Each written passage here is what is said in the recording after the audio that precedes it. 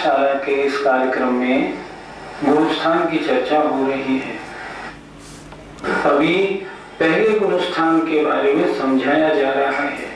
इसके समझाने में इतना परिश्रम क्यों हो रहा है? क्योंकि अनंत काल से मिथ्यात्व गुणस्थान हमारा पीछा नहीं छोड़ रहा। अनंत काल से हम पहले ही गुणस्थान में बने रहे। इस गुणस्थान को अच्छी प्रकार हम समझ लें ताकि इस गुणस्थान से हमारा पीछा छूट जाए, मिथ्यात्व हट जाए और हम सम्यक दृष्टि बन जाए। तो इस समय चर्चा चल रही है जो मिथ्या दृष्टि होता है, खोटे देव, खोटे शास्त्र और खोटे गुरु इनका श्रद्धान करता है। कौन खोटे देव होते हैं, देवों संबंधी मान्यताएं गलत कौन कौन सी होती हैं, ये हमने आपको अपनी पिछली पाठशाला में बताया था। आज हम चर्चा करेंगे सच्चे शास्त्र कैसे हैं, खोटे शास्त्र कौन से हैं, हमें किन शास्त्रों का अध्ययन करना चाहिए, किन का अध्ययन नहीं करना चाहिए, किन का विश्वास बनाना चाहिए और किसका विश्वास नहीं बनाना चाहिए। अगर हम खोटे शास्त्रों को सच्चा शास्त्र मानेंगे तो हमें मिथ्या शास्त्र के श्रद्धान के कारण मिथ्या दर्शन ही बना रहेगा, सम्यक्त नहीं हो पाएगा। आइए अब आज शुरू करते हैं कि हमें किन शास्त्रों का अध्ययन करना और किन का नहीं, ताकि हम जानकर खोटे शास्त्र, गलत शास्त्रों का अध्ययन, उनकी वंदना छोड़ दें और सच्चे शास्त्रों का आश्रय लें। प्रारंभ करते हैं। गुरु जी, हमें ये बताइए कि हमें किन शास्त्रों का अध्ययन करना चाहिए? रत्नकरण रक्षावकाचार में एक श्लोक बहुत सुंदर दिया है। आप तो पज्ञ मनुल्लंघ्यो मद्रष्टेष्ट विरोधकम तत्वोपदेश कृत सार्वम शास्त्रम कापत घट्टिनम। अर्थ क्या है? आप तो पज्ञम, जो सर्वज्ञ के द्वारा कहा गया हो। सर्वज्ञ के द्वारा कहा गया तो कोई शास्त्र वर्तमान में है नहीं, ऐसी बात नहीं।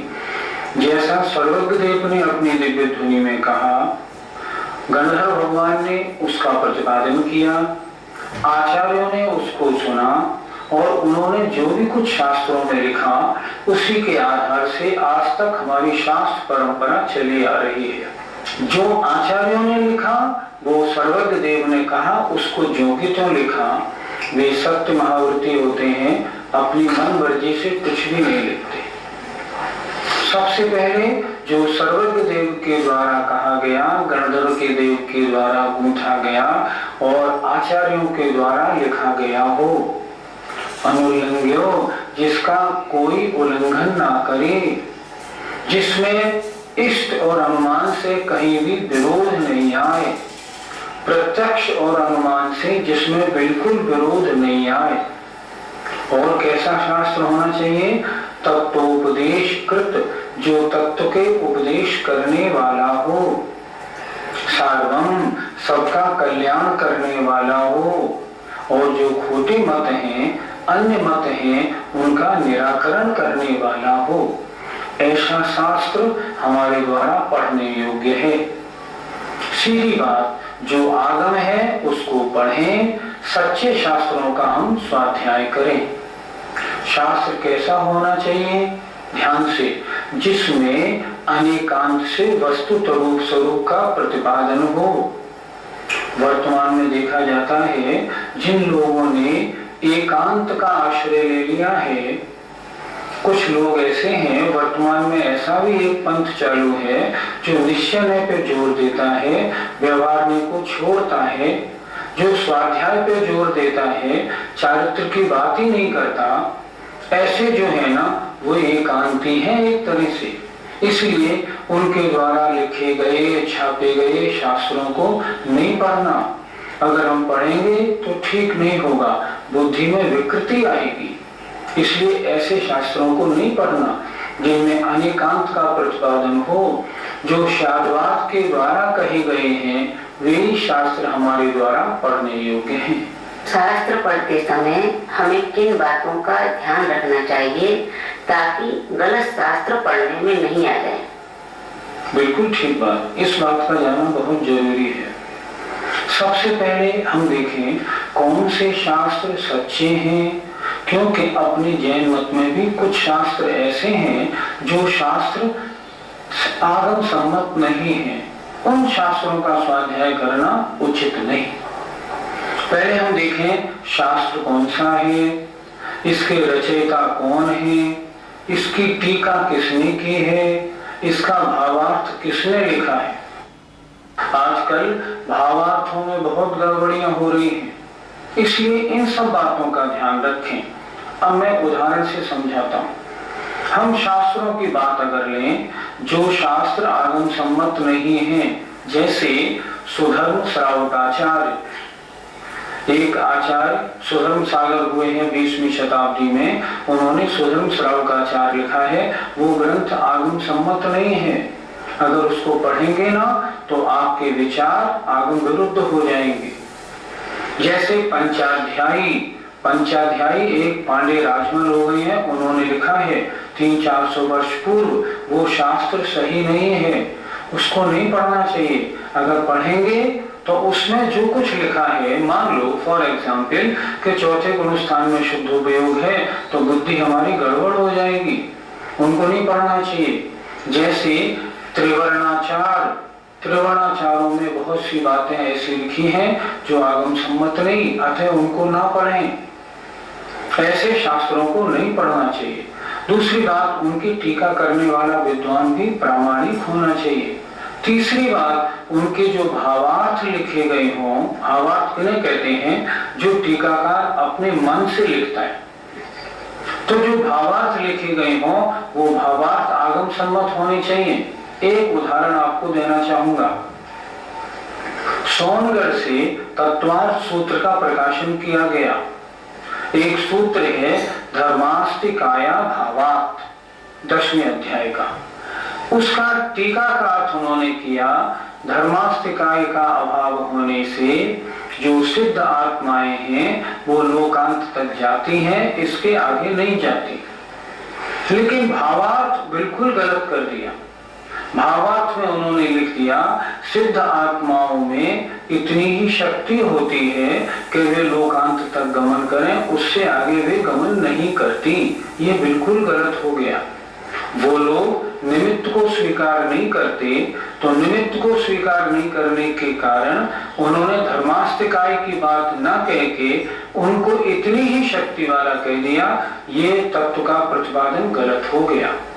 इसलिए हमें ध्यान रखना चाहिए, अगर हम उन शास्त्रों को पढ़ेंगे जो शास्त्र एकांतियों के हैं, तो क्या होगा ये हमारी बुद्धि मिथ्यात्व की ओर, गलत तत्व की ओर चली जाएगी। हम साफ स्वाध्याय को अच्छा मानेंगे और चारित्र ग्रहण को हम 0 कर देंगे। ऐसा आगम का प्रतिपादन नहीं होता। आगम का प्रतिपादन ठीक होना चाहिए। इसलिए इन शास्त्रों का ध्यान रखें, और अगर वैसा इन शास्त्रों को पढ़ेंगे तो अभिप्राय गलत हो जाएगा, हम मिथ्या दृष्टि बन जाएंगे, सम्यक दृष्टि नहीं बन पाएंगे। अन्य मत के शास्त्रों का अध्ययन करना उचित है या अनुचित? सोचो, हमने पहली परिभाषा क्या बताई थी, जो सर्वज्ञ के द्वारा कहे गए हों, गंधर्व देव ने गूथे हों और आचार्यों ने जिनको लिखा हो। अन्य मत के जितने भी शास्त्र हैं वे सर्वज्ञ के द्वारा कहे गए हैं क्या? नहीं। गंधर्व देव के अनुसार गूथे गए? नहीं।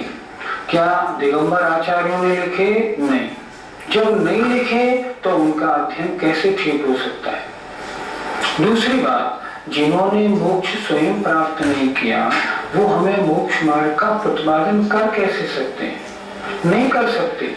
अन्य मत के शास्त्रों में कषायों की पुष्टि है, जीव हिंसा की पुष्टि है, अतः उनका अध्ययन नहीं करना। आजकल कुछ लोग ऐसा कहते हैं जैसे अन्य मत के शास्त्रों में भी आत्मा संबंधी चर्चा है, उसमें भी तो लिखा है अहिंसा का पालन करो, कहीं कुछ। हम कहते हैं एक एक बिंदु कहीं ठीक दे दिया, लेकिन निष्कर्ष में तो अन्य मत के जो शास्त्र हैं कोई भी हितकारी, कल्याणकारी या सात तत्व का प्रतिपादन करने वाले हो सकते हैं क्या? हो ही नहीं सकते। उनके यहाँ सात तत्व 9 पदार्थ है ही नहीं, उनके यहाँ कर्म सिद्धांत शाद्वाद अनेकांत है ही नहीं, उनके यहाँ जो भी वर्णन है सारा एकांत से है, अतः उनको नहीं पढ़ना चाहिए। अगर कोई ये कहे हम दूसरों के शास्त्रों को इसलिए पढ़ते हैं ताकि हम देखें उनके यहाँ कमियां क्या हैं, मैं कहूंगा इसलिए भी मत पढ़िए। ऐसे शास्त्रों को इसलिए इस अभिप्राय से पढ़ना किनके लिए उचित है, जिन्होंने पहले जैन मत के शास्त्रों का अच्छी प्रकार अध्ययन कर लिया हो, जो परिपक्व बन गए हों। ऐसे लोग चाहे जिसका अध्ययन करें कोई आपत्ति नहीं। क्यों? क्योंकि उन्होंने सच्चे शास्त्रों का अध्ययन करके उन पर श्रद्धा बना लिया है। अब अगर वो अन्य मत के शास्त्रों को पढ़ेंगे तो उनके पढ़ने से अन्य मत के शास्त्रों में वो चर्चाएं नहीं है जो वास्तविकता को लिए हुए हों। अतः धर्म अपना ही सच्चा है, ऐसा श्रद्धा और मजबूत होगा। इसलिए जिन्होंने जैन मत के शास्त्रों का अच्छा अध्ययन कर लिया है उनको चाहिए कि वे अपना अध्ययन करने के बाद अन्य शास्त्रों में अन्य धर्मों में क्या प्रतिपादन है उसको देखें, कोई आपत्ति नहीं। लेकिन जब तक हमारी बुद्धि कच्ची है, हम अधूरे हैं, और सच पूछा जाए तो हम सब अधूरे हैं। हम जब तक अधूरे हैं तब तक अन्य ग्रंथों को नहीं पढ़ें, अन्य ग्रंथों के उदाहरण भी नहीं दें। मुझे अच्छी तरह याद आता है, आगरा में एक महाराज का चातुर्मास हुआ था। वे महाराज बात बात में अन्य मत के शास्त्रों के उदाहरण दिया करते थे।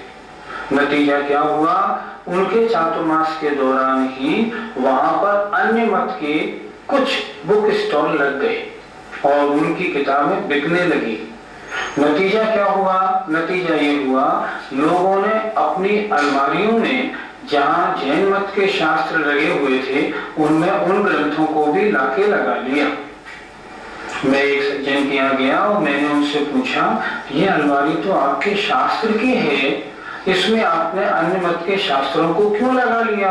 तो उन्होंने उत्तर दिया, आजकल महाराज भी तो इन्हीं का उदाहरण देते हैं, जब इनका उदाहरण देते हैं तो फिर इनको हम क्यों ना पढ़ें? मैंने लाके लगा लिया है और मैं इनका स्वाध्याय करता हूँ। ये बिल्कुल गलत है। अन्य मत के किसी शास्त्र के प्रति चाहे वो कैसा भी लिखा हो, रंच मात्र भी श्रद्धा नहीं होनी चाहिए।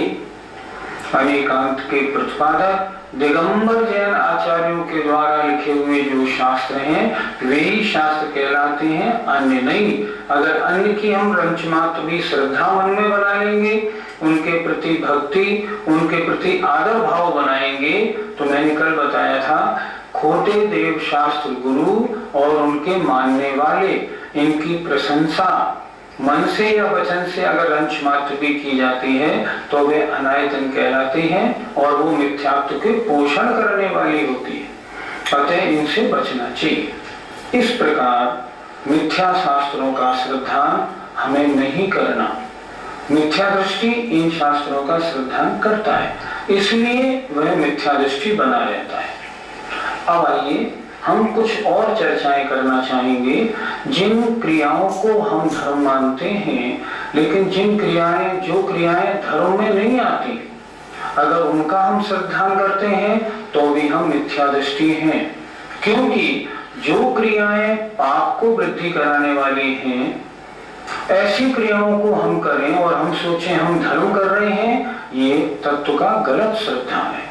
तो आइए हम अब चर्चा करेंगे, हम धर्म मान के किन क्रियाओं को करते हैं और उनमें धर्म मानते हैं तो उनका मानना गलत है। वर्तमान में जो हम धर्म मान के जो क्रियाएं हम करते हैं, क्या वे सही हैं या गलत है? बहुत सी क्रियाएं हमारी ऐसी हैं जिनमें धर्म नहीं, जिनमें पाप तो बढ़ रहा है, लेकिन हम कहते हैं ये धर्म से संबंधित है। धार्मिक क्रियाएं कैसी होनी चाहिए? जो पाप को कम करें, कषाय को घटाएं, हमें वीतरागता की ओर ले जाएं। आइए कुछ की हम चर्चा करते हैं। दशलक्षण पर्व आया, हमने अपने मंदिर जी में इतनी सजावट कर दी।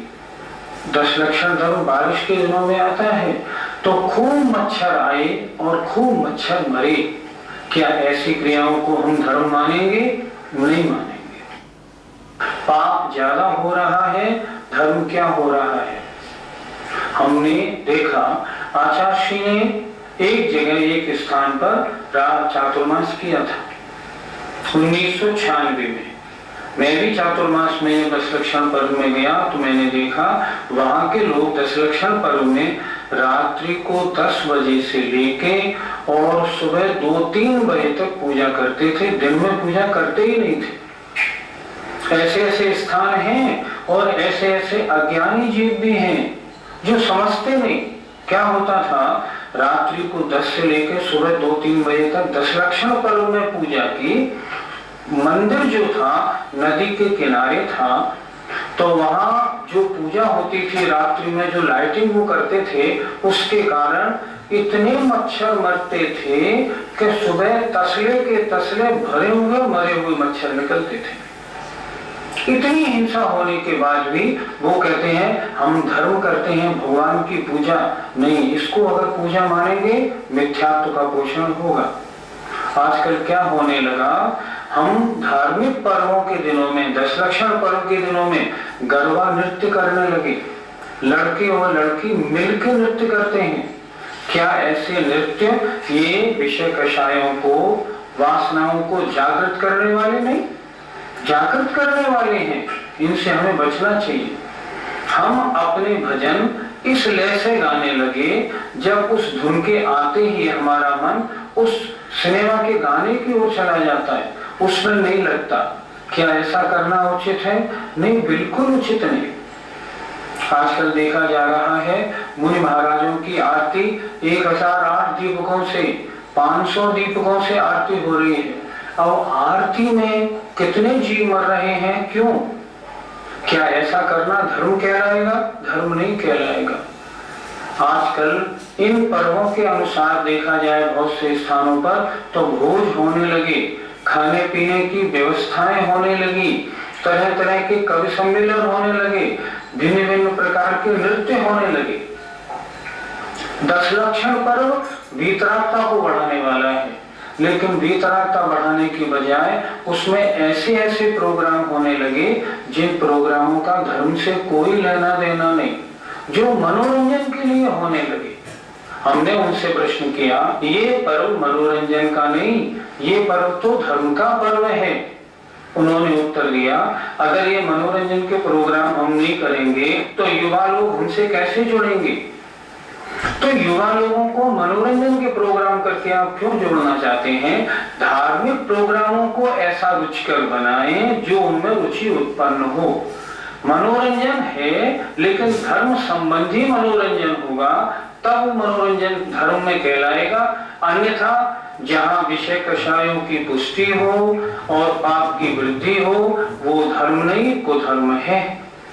उन पर अगर आपकी श्रद्धा है तो आप समझिए आपने अभी सच्चे धर्म को जाना ही नहीं। इसलिए हिंसा से हम बचें, विषय कषायों से बचें। देखिए, कवि सम्मेलन हम लोग कराते हैं, जो कवि आते हैं वो क्या करते हैं, 1-2 भजन उन्होंने अहिंसा पे गा दिया, उसके बाद 1-2 कविताएं अहिंसा पे हो गई, बाकी सारी कविताएं पॉलिटिक्स पर, देश की वर्तमान परिस्थितियों पर और तरह तरह की होने लगती हैं। क्या ये प्रोग्राम धार्मिक हैं?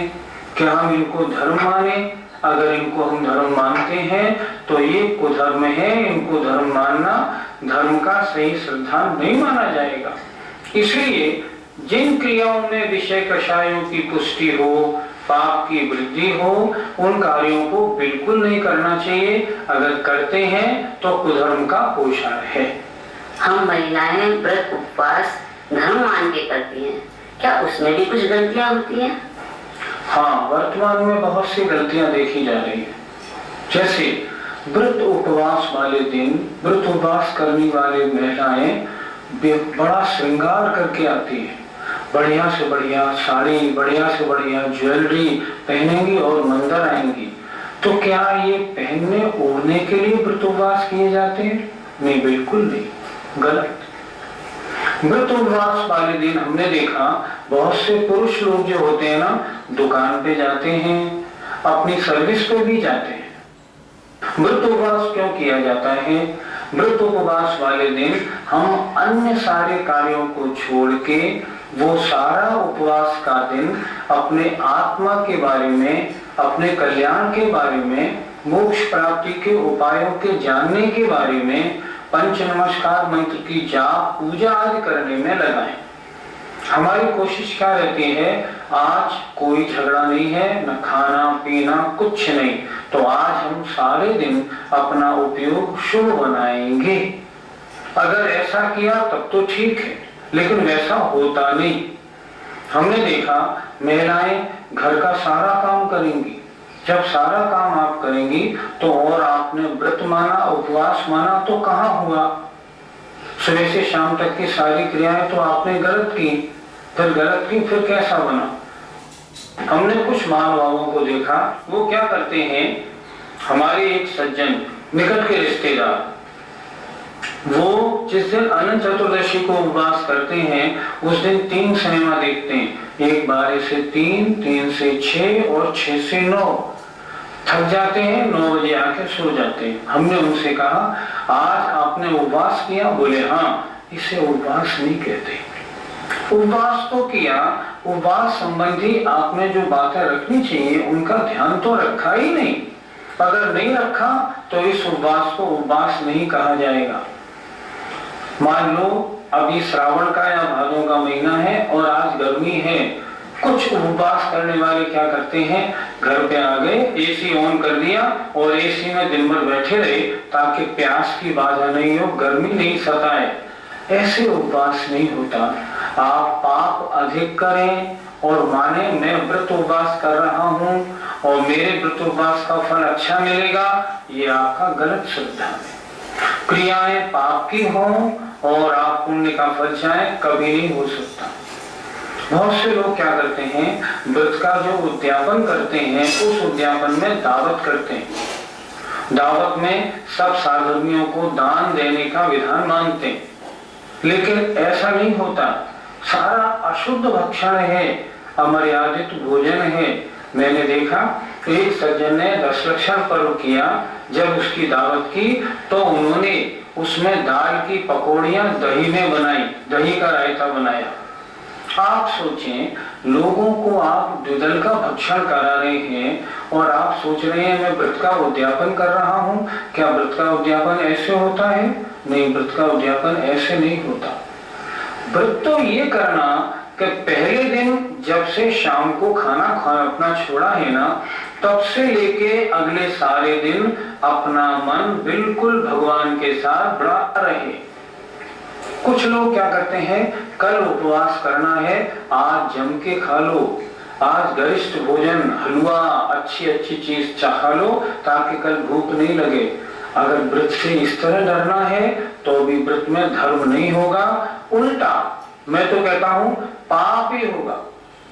ऐसे नहीं करो, गलत रिवाज मत डालो, अच्छी तरह से विधि पूर्वक करने में ही पुण्यबंध होता है। कुछ लोग व्रत उपवास करते हैं, उनकी कुछ सांसारिक कामनाएं रहती हैं। हमने एक महिला से पूछा आप सुहाग दशमी का उपवास क्यों करती हो? वो कहती है ताकि मेरा सुहाग, मेरा सौभाग्य दीर्घजीवी हो। ये भी धारणा गलत। हमारे यहाँ व्रत उपवास आत्म कल्याण के लिए किए जाते हैं। बहुत से लोग व्रत उपवास वाले दिन में 2-2, 4-4 घंटे सो जाते हैं। बहुत से लोग ताश, चौपड़, शतरंज आदि खेलने में अपना समय निकालते हैं। नहीं, ये सब गलत है। सोना भी नहीं, एसी में बैठना नहीं, हिंसा से उस दिन बचना है। हिंसा से बचने के लिए तो व्रत उपवास किया है। सांसारिक कोई कामना नहीं, बस एक ही भावना, ये व्रत उपवास मैं कर रहा हूँ ताकि मेरे कर्मों की निर्जरा हो। अगर ऐसे नहीं करेंगे तब जितनी क्रियाएं, वो क्रिया आपकी सच्ची नहीं मानी जाएंगी। हम लोग प्रतिदिन देव दर्शन करने मंदिर जाते हैं, क्या वहाँ भी कुछ गलतियाँ करते हैं? क्यों नहीं, देखा जाता है। जैसे मंदिर गए, मंदिर के अंदर पूजा करते करते अपने अगल बगल वालों से घर गृहस्थी की चर्चाएं शुरू हो जाती हैं। मान लो किसी व्यक्ति का ऑपरेशन हुआ था और वो व्यक्ति आज मंदिर में आया है, तो उसके पास हम जाके उसका हालचाल पूछने लगते हैं, क्यों भाई आपका हालचाल तो ठीक है। मतलब मंदिर में हम जाएं और सांसारिक चर्चा को करें, क्या ये मंदिर का हम गलत अर्थ नहीं लगा रहे? बिल्कुल गलत अर्थ लगा रहे हैं, ऐसा हमें नहीं करना चाहिए। बहुत से लोग क्या करते हैं, मंदिर में पूजा तो कर रहे हैं, इतनी जोर से पूजा करते हैं ताकि सारे लोग डिस्टर्ब हो जाते हैं। उन्हें समझाओ तो वो सुनते नहीं, ये क्रियाएं गलत हैं।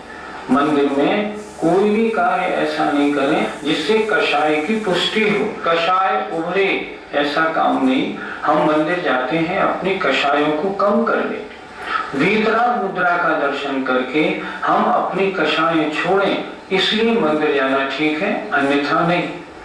हम करते क्या हैं, मंदिर की सामग्री के दाम सस्ते वाले, खाने वाले महंगे वाले, क्या ऐसा करना उचित है?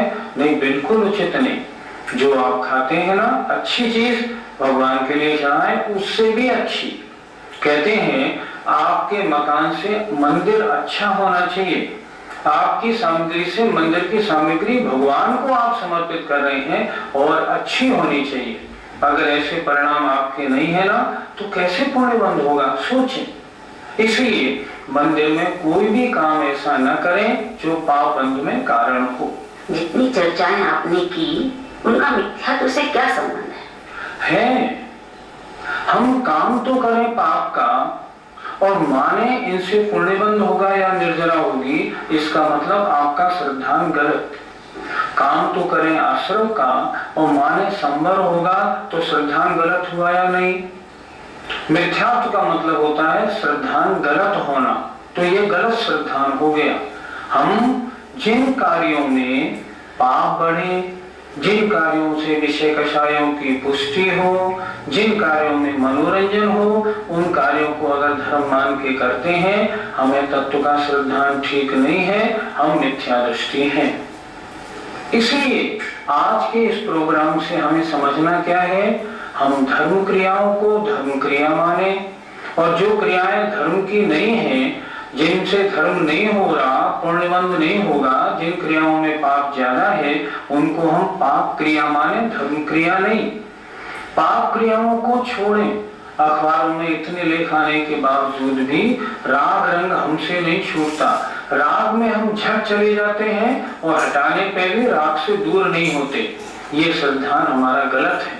इसलिए जितना हम पाप से हटेंगे, जितना कषायों से दूर होंगे, उतना धर्म है, ऐसा श्रद्धान हमें बनाना चाहिए। अन्यथा हमारा श्रद्धान गलत श्रद्धान माना जाएगा। हमें उम्मीद है आज के इस कार्यक्रम से भी आपने कुछ न कुछ बात जरूर अपनी गांठ में बांधी होगी, और अब आगे अगले दिनों में उन क्रियाओं में आप सावधानी रखेंगे। अगर ऐसा करेंगे तो हमारा कहना आपका सुनना सफल है, अन्यथा जैसे चले आ रहे थे वैसे ही चलना होगा। लेकिन हमें आपसे ऐसी उम्मीद नहीं है। आइए, जय जी।